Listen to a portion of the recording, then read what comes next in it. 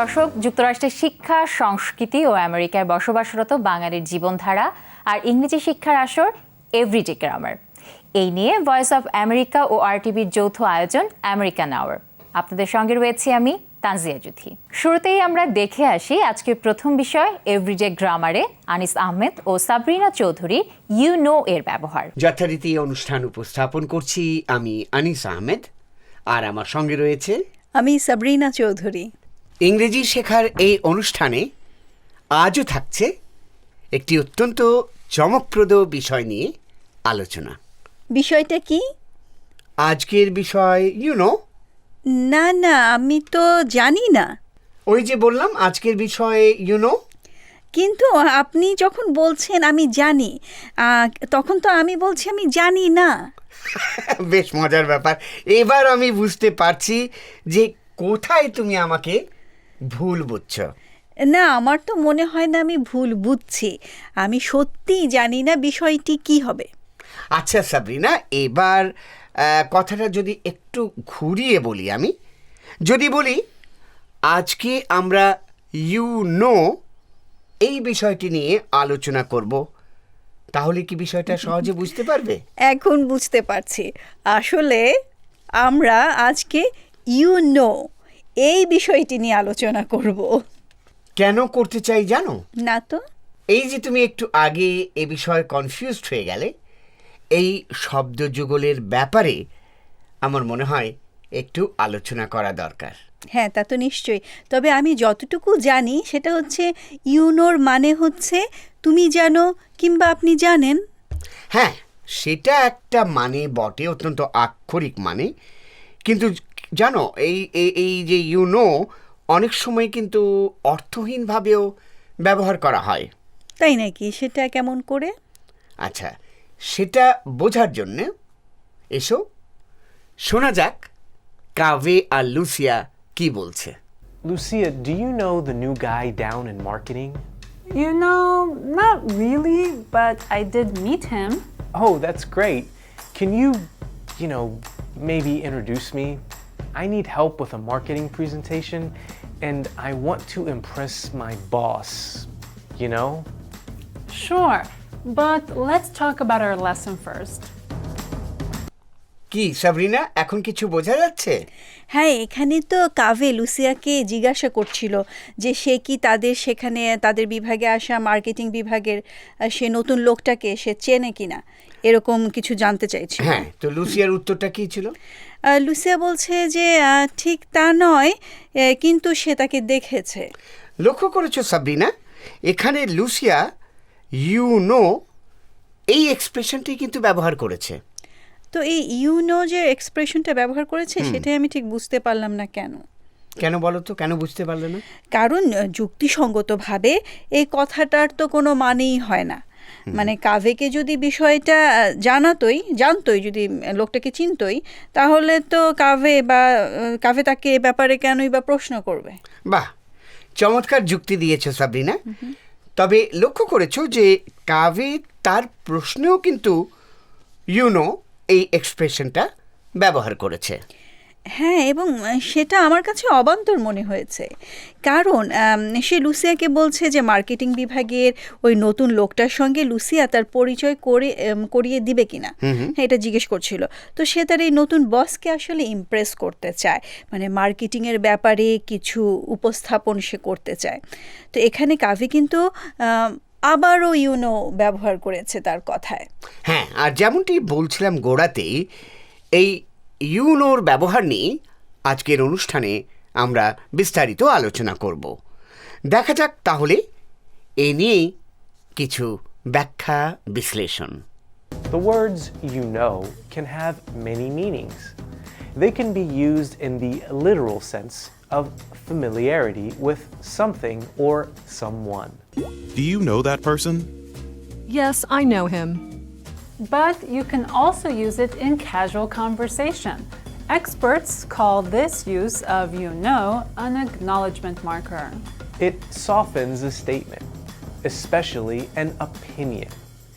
Used this way, it can appear almost anywhere in a sentence. এখানে কাভে বলছে যে YONO বাক্যগুচ্ছের অনেক রকম অর্থ হতে পারে। হ্যাঁ, যেমন একদম আক্ষরিক অর্থে এর মানে হতে পারে জানা অর্থে, মানে কোনো ব্যক্তি বা কোনো বিষয়কে জানা। হ্যাঁ, যেমন এই অর্থে আমি একটি উদাহরণ দিতে পারি। যেমন আমি প্রশ্ন করতে পারি, do you know the person?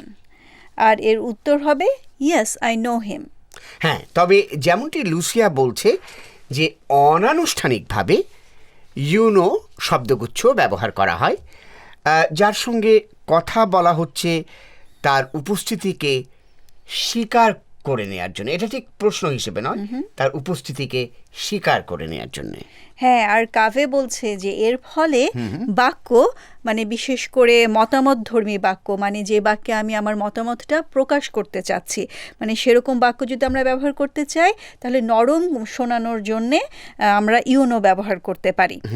R YONO বাক্যের কিন্তু যে কোনো স্থানে বসতে পারে।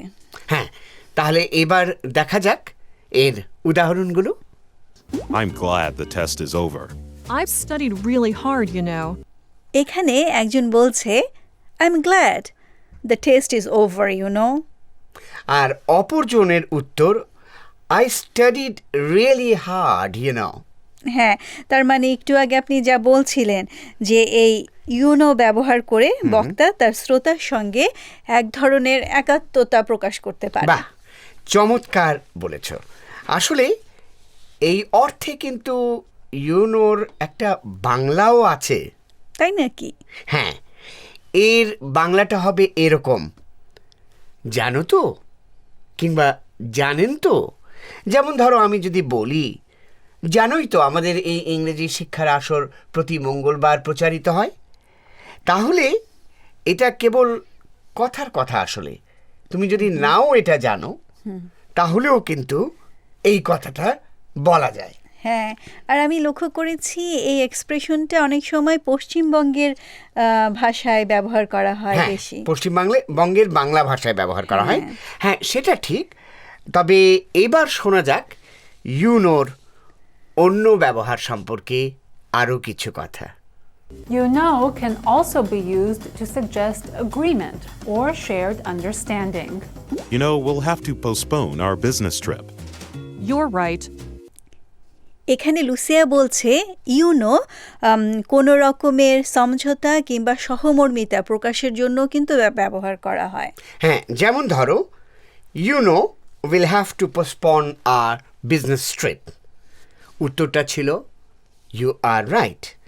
তার মানে প্রথম বক্তা যখন বলছে যে তারা তাদের বিজনেস ট্রিপ বাতিল করতে চায়, তখন দ্বিতীয় বক্তা এই বাক্যের সঙ্গেই সহমত প্রকাশ করছে।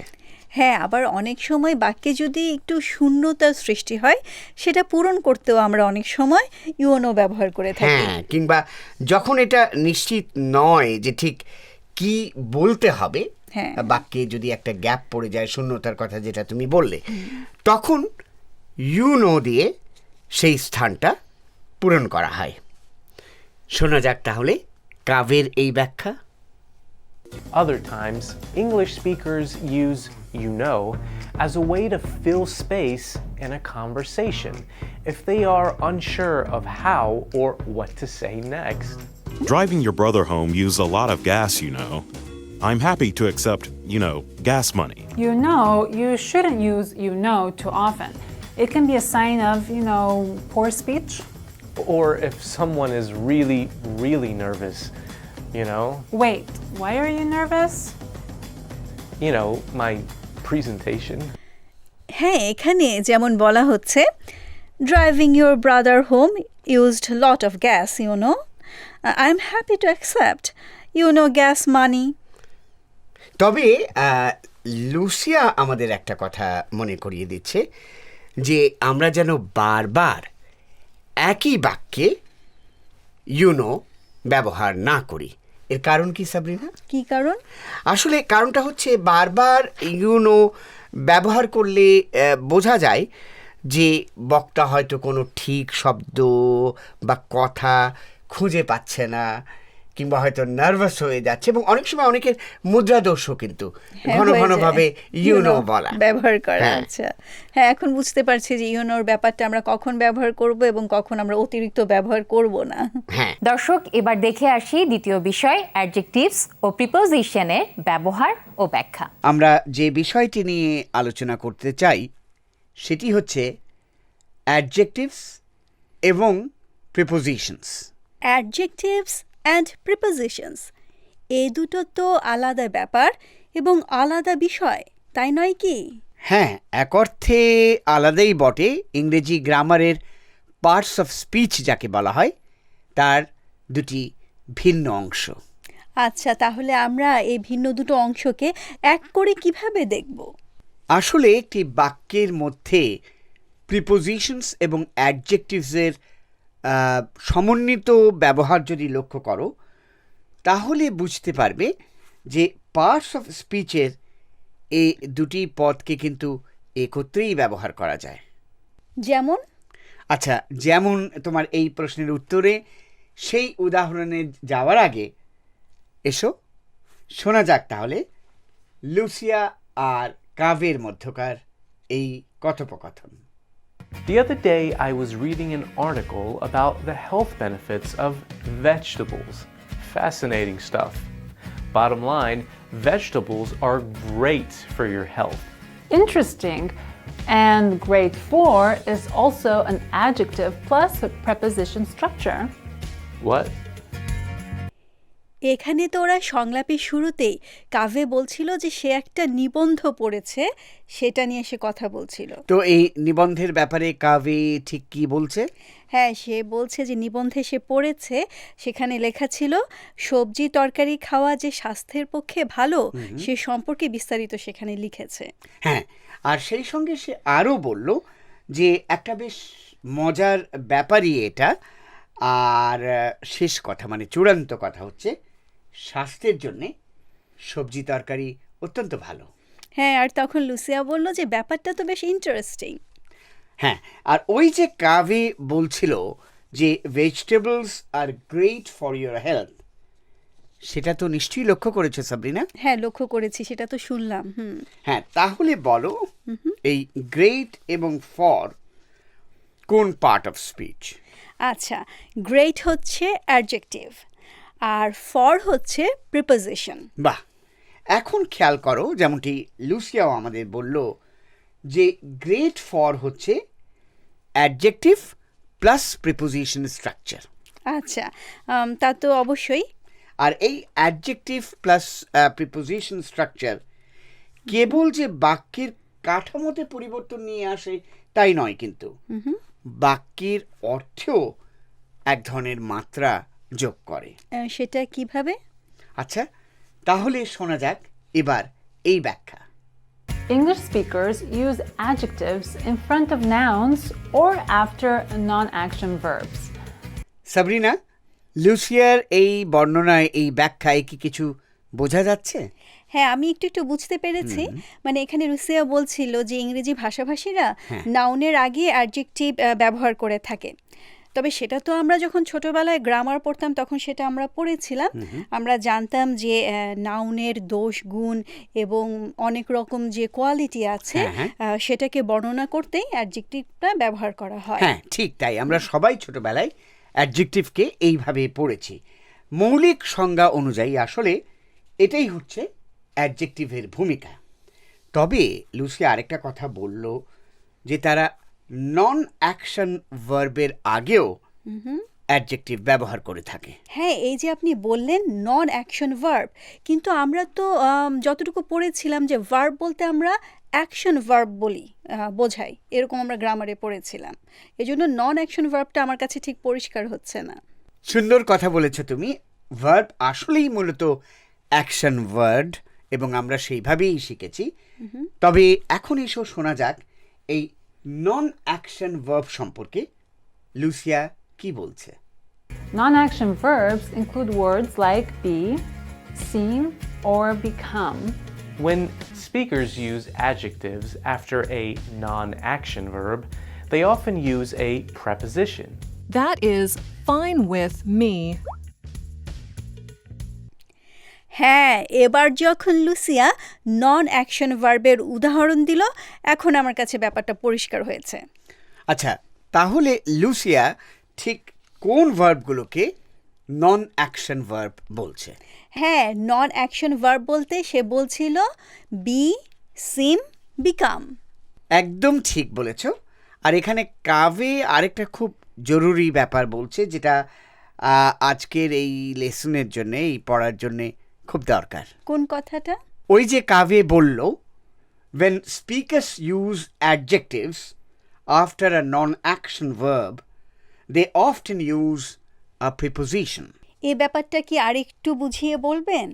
আচ্ছা, ব্যাপারটা হচ্ছে এরকম যে কাভে আসলে আমাদের বলতে চাইছে যে বক্তা যখন নন অ্যাকশন ভার্বের পরে অ্যাডজেক্টিভ ব্যবহার করে, তারা তখন প্রায় সঙ্গে প্রিপোজিশনও ব্যবহার করে। যেমন?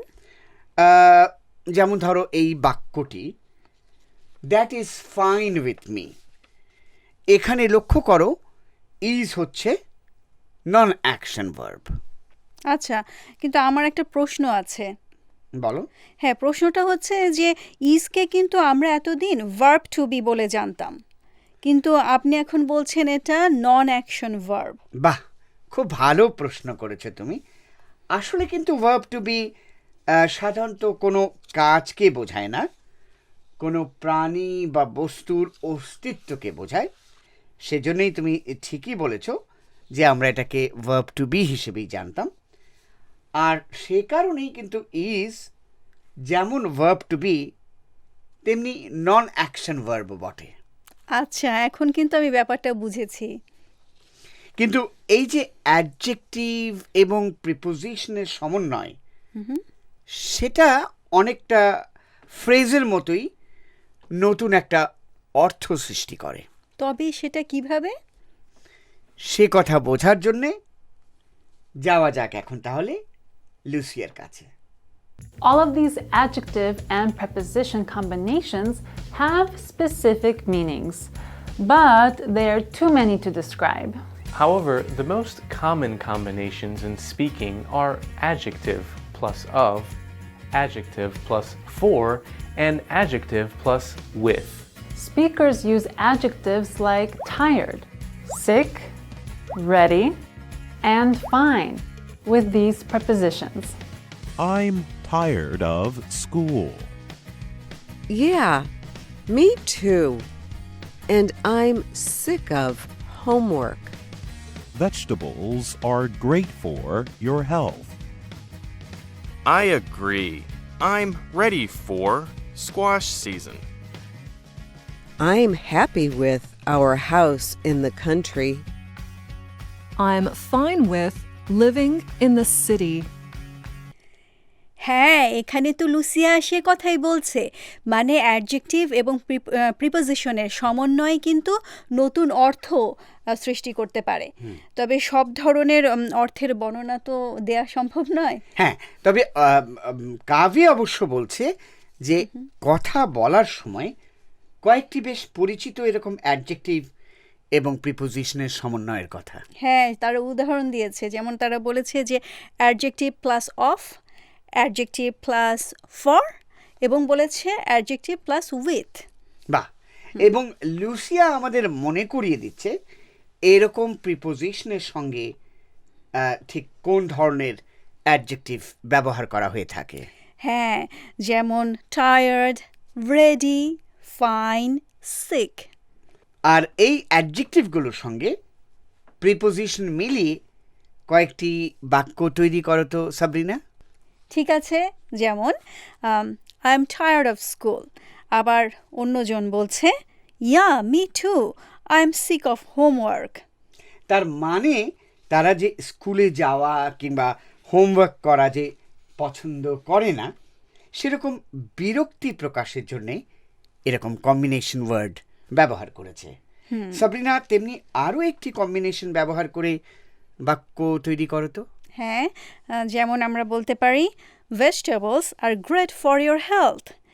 অন্যজন বলছিল I agree, I am ready for squash season. বাহ, আরও একটা কম্বিনেশনের কথা বলি, সেটা হলো I am happy with our house in the country, অথবা তার বিপরীত I am fine with living in the city.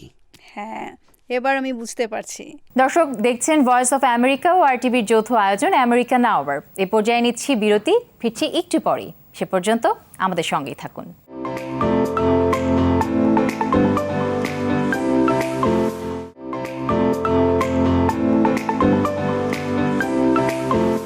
দর্শক আবার আমন্ত্রণ আমেরিকান আওয়ার অনুষ্ঠানে। এবার দেখা যাক আজকে তৃতীয় ও শেষ বিষয় এভরিডে গ্রামারে পিক পিক পিক নিয়ে আলোচনা করে কি জানতে পারি। আজকে আমরা বেশ একটা মজার বিষয় নিয়ে আলোচনা করব। হ্যাঁ, আপনি তো মাঝে মাঝে গ্রামারের বেশ মজার কিছু বিষয় তুলে ধরেন। তো তাহলে আজ আমরা কোন বিষয়টি নিয়ে আলোচনা করছি? আজকের বিষয়টি হচ্ছে পিক পিক পিক। আচ্ছা, কিন্তু সবগুলোর উচ্চারণই তো একই মনে হচ্ছে একই জিনিস আপনি বারবার বলছেন, একই না না, শব্দ। আসলে একই জিনিস বলছি না, তবে এটা ঠিক যে এই শব্দগুলোর উচ্চারণের মধ্যে পার্থক্য খুব সামান্য এবং প্রায় একই ধরনের উচ্চারণ, সেটা তুমি ঠিক বলেছ। কিন্তু পার্থক্য আছে প্রধানত বানানে এবং এর অর্থেও পার্থক্য আছে। হ্যাঁ, এখন কিন্তু আমার মনে পড়ছে যে এরকম কিছু একটা আমরা আগেও শিখেছিলাম, যেগুলোর উচ্চারণ একই রকম ছিল কিন্তু অর্থ ভিন্ন ছিল। হ্যাঁ, যেমন ধরো to too, affect effect, complement compliment, এরকম শব্দ। হ্যাঁ, এবং সে পর্বে আপনি বলেছিলেন যে শব্দগুলোকে বলা হয় হোমোফোনস। ঠিক তাই। এই যে একটু আগে যে তিনটি শব্দের কথা বললাম, পিক পিক পিক, এই শব্দগুলো কিন্তু আসলে হোমোফোনস। হ্যাঁ, সে কথা আমি বেশ বুঝতেই পারছি। এবার এসো তাহলে শোনা যাক লুসিয়া আর কাভের মধ্যকার এই অত্যন্ত মজার কথোপকথন। Kaveh, we've covered homophones, right? You mean words that have the same pronunciation but different meanings, origins, or spellings? Yeah. Yep. But there are so many. হ্যাঁ, এখানেও কিন্তু লুসিয়া কাভেকে মনে করিয়ে দিচ্ছে যে এর আগেও তারা এই হোমোফোনস বা সম উচ্চারিত শব্দগুলো নিয়ে আলোচনা করেছিল। হ্যাঁ, তার মানে যেসব শব্দের অর্থ কিংবা শব্দের উৎপত্তি কিংবা বানান হয়তো ভিন্ন, কিন্তু উচ্চারণে কেবলমাত্র একই রকম কিংবা কাছাকাছি, সেগুলোকেই হোমোফোনস বলা হয়। হ্যাঁ, তবে কাভে কথাও বলছে যে এরকম শব্দ তো অনেকগুলো আছে। তো লুসিয়া কি কোনো বিশেষ শব্দ নিয়ে আলোচনা করতে আগ্রহী কিনা? হ্যাঁ, আর এটাকে কেন্দ্র করেই শোনো লুসিয়ার সঙ্গে এই মজার আলাপচারিতা। Well, I do have some words in mind that might pique your interest. Okay, which ones are they? Well, if we discuss them, our popularity could peak. What? If you peek at my script, you'll know what homophones I want to talk about. Okay, I think I've figured it out. ওই যে Lucia বলল, well, I do have some words in my mind that pique your interest. তো এখানে যে pick শব্দটি সে ব্যবহার করলো, এর অর্থটা আমি ঠিক বুঝিনি। আচ্ছা, পিক যার বানান হচ্ছে PIQUE, এর মানেটা হচ্ছে আগ্রহী হওয়া কিংবা আগ্রহী করে তোলা, যেটা তুমি কিন্তু একটু আগেই বলেছিলে। হ্যাঁ, সেটা বলেছিলাম আমি। তবে কাভ্য কিন্তু জানতে চাইছিল যে কোন শব্দগুলোর কথা বলছে লুসিয়া। আর লুসিয়ার উত্তরটা ছিল এরকম, if we discuss them our popularity could peak. মানে এর মানে হচ্ছে আমরা যদি এই শব্দগুলো নিয়ে আলোচনা করি তাহলে আমাদের এই অনুষ্ঠানের জনপ্রিয়তা আরও বাড়বে কিংবা বলা যায় শীর্ষে উঠবে। আর সেজন্যই বোধহয় PEAK এই শব্দটা ব্যবহার করেছে, এই বানানটা তারা ব্যবহার করেছে, এই পিকের বানানটা এরকম হবে, হ্যাঁ। সেটাই আমি বলতে চাচ্ছি। এবং লুসিয়া তখন আরও বলল, if you peek at my script you will know what homophones I want to talk about. তার মানে কি এটা যে এখানে বলছে তুমি যদি আমার স্ক্রিপ্ট দেখো তুমি বুঝবে কোন হোমোফোনস নিয়ে আমি কথা বলতে চাই। হ্যাঁ, একদম ঠিক বলেছ সাবরিনা। এখানে PEEK, এই পিকের মানে হচ্ছে এক নজর দেখা। তার মানে বুঝতে পারছো লুসিয়া, আজ পিক পিক পিক এই শব্দগুলো নিয়েই কিন্তু আলোচনা করছে। জি। Peek, P-E-E-K, means to take a brief look or catch a glimpse. Tommy peeked at Susie's test. Don't peek at the present or you'll ruin the surprise. হ্যাঁ, এখানে তো সে কথাই বলা হচ্ছে যা আপনি একটু আগে বলেছিলেন যে PEEK পিক মানে হচ্ছে এক নজর দেখা। হ্যাঁ, আর বাক্যটা হচ্ছে Tommy peeked at Susie's test. কিংবা আরেকটা বাক্য বলি, don't peek at the present or you will ruin the surprise. হ্যাঁ, প্রথম বাক্যটার মানেটা তো বুঝলাম যে টমি সুজির পরীক্ষাটা এক নজর দেখে নিয়েছে, কিন্তু পরের বাক্যের মানেটা ঠিক বুঝতে পারিনি। হ্যাঁ, সেটা অবশ্য একটু জটিল সাবরিনা। এর মানে হচ্ছে এখনই এক নজর দেখে নিও না, তাহলে এর মজাটা হারাবে। এবার শোনো তাহলে লুসিয়া PEAK এই পিকের কথা কি বলছে। PEAK has several meanings. As a noun, it means the highest point, like the top of a mountain, or the highest level of excellence. As a verb, it means to reach a high point in activity, development, or popularity. We climbed to the peak of the mountain. The actor's popularity peaked more than a decade ago. এখানে তো Lucia প্রথমেই বলছে যে PEAK পিকের অনেকগুলো মানে আছে। হ্যাঁ, যেমন ধরো নাউন হিসেবে এর একটা মানে আছে এবং এর অর্থ হচ্ছে চূড়া, যেমন আমরা জানি পর্বতের চূড়া, কিংবা ধরো সাফল্যের চূড়াও। আর ভার্ব হিসেবে এর অর্থ হচ্ছে উচ্চতম স্থানে পৌঁছানো। যেমন ধরো সেটা কাজে হতে পারে, উন্নয়নের ক্ষেত্রে হতে পারে, জনপ্রিয়তার ক্ষেত্রে হতে পারে। তো এবার সাবরিনা এর উদাহরণগুলো বলো তো। হ্যাঁ, যেমন বলতে পারি we climb to the peak of the mountain. আর এর মানে হচ্ছে আমরা পাহাড়ের চূড়ায় উঠেছিলাম। পরেরটা Sabrina. The actor's popularity peaked more than a decade ago. হ্যাঁ, আর এর মানে হচ্ছে অভিনেতাটির জনপ্রিয়তা এক দশক আগেই একেবারে শীর্ষে ছিল। এবার শোনো PIQUE এই পিক সম্পর্কে কাভে কি বলছে। PIQUE means to excite your interest or curiosity, or to provoke an undesirable feeling like irritation or resentment. English at the movies piques my interest in seeing the films. Nothing piques me more than when my phone battery dies. লক্ষ্য করেছো সাবরিনা, কাভে এখানে pick মানে যেটার বানান হচ্ছে PIQUE সম্পর্কে বলছে যে এই শব্দটির দুটি পৃথক অর্থ হতে পারে। আচ্ছা, তো একটার মানে তো আমি বুঝলাম, যেটার মানে ছিল বলেছেন সেটা হচ্ছে কোনো ব্যাপারে উৎসাহ বা আগ্রহ বাড়িয়ে তোলা। তাহলে দ্বিতীয় অর্থটা কি হবে? আচ্ছা, এই দ্বিতীয় মানেটা কিন্তু প্রথম অর্থের একেবারেই বিপরীত। আচ্ছা, যেমন ধরো অনাকাঙ্ক্ষিতভাবে কারো বিরক্তি উদ্রেক ঘটানো কিংবা অসন্তোষ সৃষ্টি করা।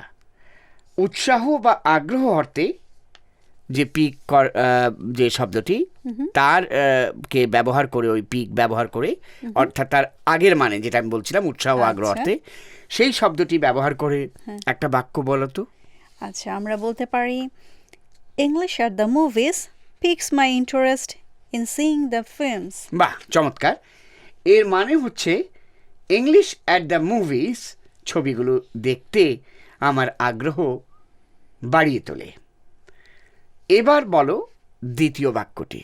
আচ্ছা, আমরা বলতে পারি nothing picks me more than when my phone battery dies. এটা একেবারেই সত্যি কথা। ফোনের ব্যাটারি যখন থাকে না, চার্জ চলে যায়, তখন আমাদের সকলেরই বিরক্তি ঘটায়। তার মানেটা হলো আমার ফোনের ব্যাটারি শেষ হয়ে যাবার মতো হলে কিংবা শেষ হয়ে গেলে এমন বিরক্তিকর আর কিছুই নেই। হ্যাঁ, ঠিক বলেছেন। আর এই মুহূর্তে আমি এই যে 3টি সমউচ্চারিত শব্দ এবং এদের পার্থক্য এবং মানে বুঝতে পেরেছি। বাহ, তাহলে তো আজকে আমাদের অনুষ্ঠান সার্থক। আশা করি আমাদের শ্রোতা দর্শকরাও এই 3টি প্রায় সমউচ্চারিত শব্দের মানে বুঝতে পেরেছেন। দর্শক, এই ছিল আমেরিকান আওয়ারের আজকের পর্ব। আগামী সপ্তাহে আবারও দেখা হবে নতুন নতুন বিষয় আর সঠিক ইংরেজি শেখার কৌশল নিয়ে। সেই প্রত্যাশায় শেষ করছি আজকের অনুষ্ঠান। এতক্ষণ সঙ্গে থাকার জন্য অসংখ্য ধন্যবাদ।